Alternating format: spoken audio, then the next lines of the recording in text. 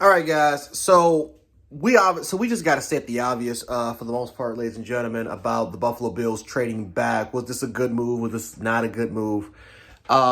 Because obviously, guys, there was a lot of it's definitely a little questionable, right? It's definitely very, very questionable. Why did Brandon Beane move back? Well, for a lot of Bills fans, I can definitely understand it. But I think the more and more and again, I had a good like 2 to 3 hours of sitting back down sitting back down, really contemplating exactly what the hell just happened. But the Buffalo Bills did not want Xavier Worthy, and even Brandon Beane kind of came out and said we just didn't really care about the player, right? We did not have any interest at all in drafting Xavier Worthy. So for a lot of Bills fans that are complaining about why the absolute hell would you trade Xavier Worthy to your enemy, well, number one, the Chiefs weren't the only team that were doing it. There were multiple teams that did it. The Chiefs just provided the best value. Very similar to the Stephon Diggs situation, where, yeah, for the most part, the Buffalo, I guess the rumor was that the Bills chose, hey, Stephon Diggs, you cannot go to the Chiefs. You can go anywhere else, but not to the Chiefs. But the fact of the matter is, was that they didn't provide that, for the most part, they didn't provide the best value to the Buffalo Bills. The best value ended up being the Houston Texans. And just like I said before, everyone's saying, well, the Buffalo Bills are so scared of the Chiefs. Well, why the absolute hell would the Buffalo Bills trade your best receiver to a Houston Texans team that have Tank Dell and Nico Collins in that squad? A team that literally almost made it to the conference championship game. Just doesn't make any sense. You have an up and rising team with a top 5 quarterback in the league versus the best quarterback in the league. I mean, it is what it is. I guess you just got to pick your poison. But if that's just the case, then Stephon won't even gone to Houston, because you're competing with Houston and you're competing with KC. It is what it is. But no, the Chiefs just provided the best value, and it was that third round pick, something that if you are a Bills fan, you know how badly Brandon Beane wanted another pick in the day too. He wanted to get that third pick, which was lost. He wanted to get back in there, and that's exactly what happened. He traded back to 32. He didn't like what he saw from in 32. He didn't like what he saw from 33. And the funny part was that he was going to make his selection until they were going to make the selection until they had offers. So it's pretty clear and obvious that there is a player on the board that they could have chosen at 28, that they could have chosen at 32, that they believe still would be there during round 2, which, by the way, they have the 33rd overall pick. So you can tell that probably what's happening right now, or what's even going to happen tomorrow, all freaking, tomorrow morning and tomorrow night, it's going to be negotiations, because with that 33rd pick, there's going to be teams that want to try to trade up to get it.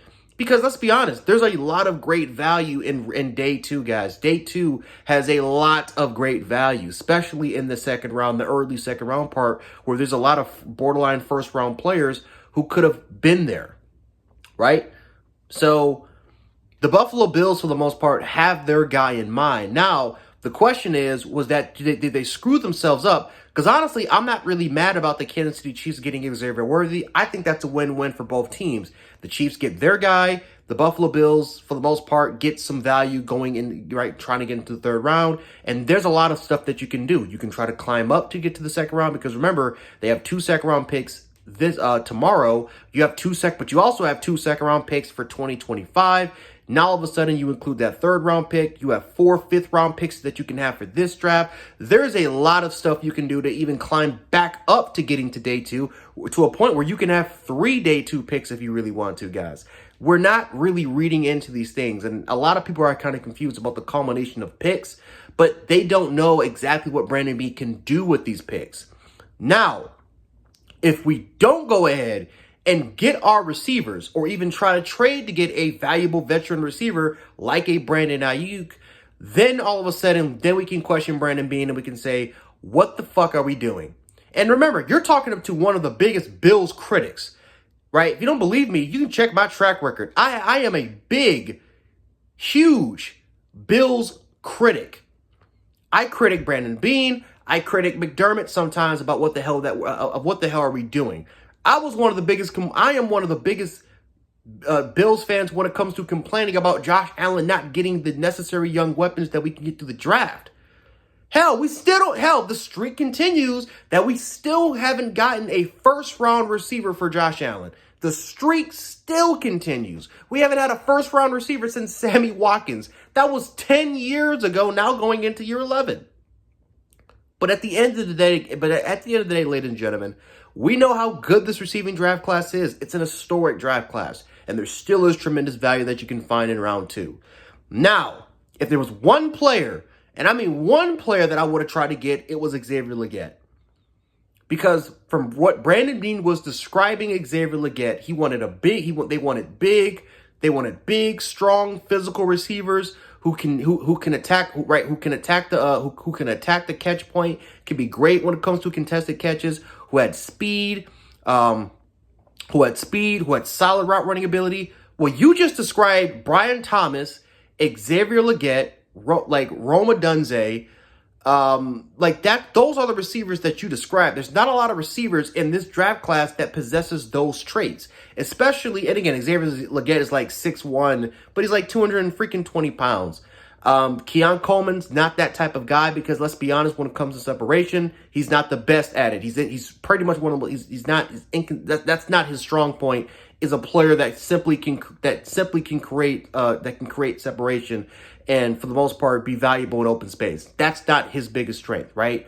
There's a lot, Keon Coleman can be valuable for this team if you can get a guy like a Ladd McConkey or someone that can create that space in order for Keon Coleman to excel, right?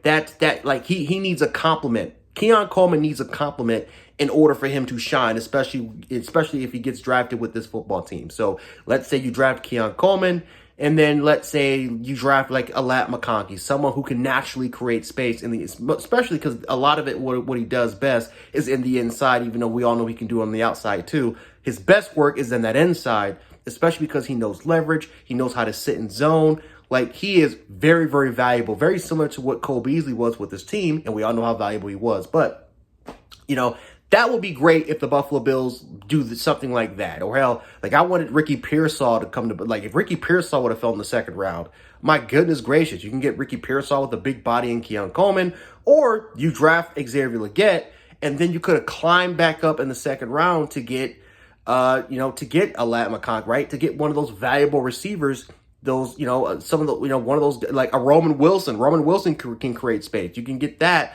There was a lot in play if you would have got a guy like Xavier Legette. But just the player that Brandon Beane was describing, you had that in Legette, and you decided to trade out of it. So that's the questionable thing that happens if we don't address the receiver issue. Josh Allen, we cannot go into the season with Mac Hollins, Curtis Samuel, Dawson Knox, Dalton Kincaid, and then Khalil Shakir as our leading receivers. That's just not going to happen. We need at least 2 receivers in this class. You can get it in day 2. You're literally risking it if it's day 3. But again, that's when we really start to see some true evaluation. But for the most part, ladies and gentlemen, I am still keeping faith that it's kind of like, let's just hold on. Let's wait and see what happens tomorrow. I know it seems questionable. I know a lot of Bills fans are pissed off because I'm not even pissed about the trade. It's about passing on a player that Brandon Beane has clearly described as a player that Buffalo wants, and then you skip over it. You try to get Brian Thomas, and then all of a sudden you skip out on Leggett. 2 players right there. Not Brian Thomas because you try to get up and get Brian Thomas, but then you skip up to get it is what it is. But let me know what you guys think about it in the comment section. To go again, I am not pissed about the Chiefs. This is a win-win for them. But it's more so, let's see what we do. We have the leverage going into day 2. Let's see what we can do with that. Maybe trading up to get a veteran receiver, or maybe we decide to accumulate or maybe we take advantage of the draft picks that we got tomorrow, and we can go out there and get impactful players for this team.